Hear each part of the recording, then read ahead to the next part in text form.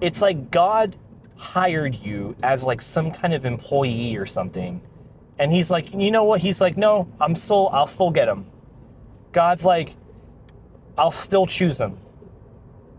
God, there must be some kind of thought process with God. He's like, yeah, and despite all their imperfections, I'm still going to choose this person to carry out, to be able to do these kinds of things because their nature might be led them to do these kinds of things, you know?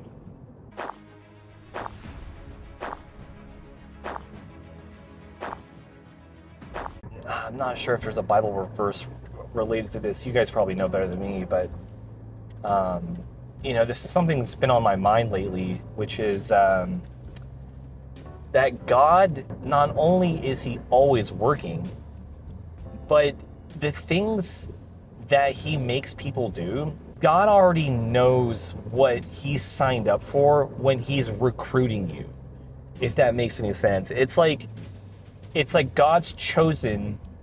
We're still chosen even despite how either stubborn we were, how distracted we get, how lazy maybe we can get. God already knows our natures, and he knows us to such a level, to such a cellular level, that he still chooses us despite our imperfections. And I think that's just so awesome, man. When I'm making all these videos, man, it's like I just try my best, man. I'm not really an expert in the Bible or whatever, and I just try to be a decent student about it, and I get distracted. I'm definitely a person where I get distracted on things, and I definitely can hyperfixate on things and not direct my focus on the things that are more important, you know?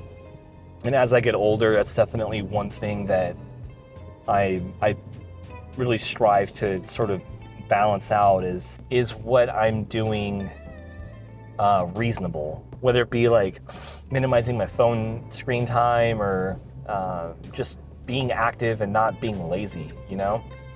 And being lazy and phone time were definitely things that I definitely struggled with, in the past, but those were definitely times when I was not really in the faith at all. But now, since I have some amount of the Holy Spirit in me, I don't know what that really means, but it's made a difference.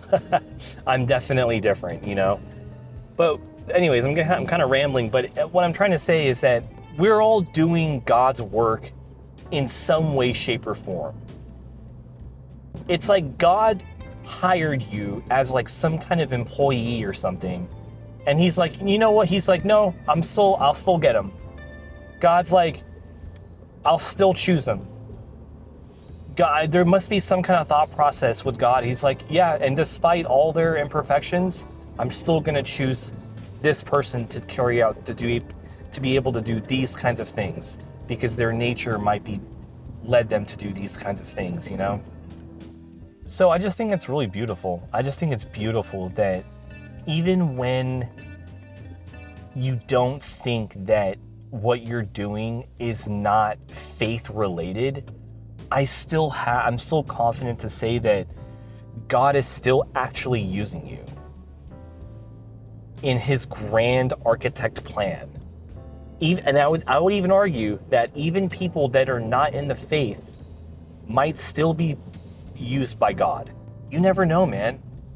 Some people that you might dismiss, and you might, whether it be kind of, kind of like the socioeconomics, of people, you might dismiss a person, but to God, that might be a very key component of something. We don't know God's plan, and that's kind of what I'm alluding to, is that sometimes you don't know. You just don't know. You don't know how God is using people.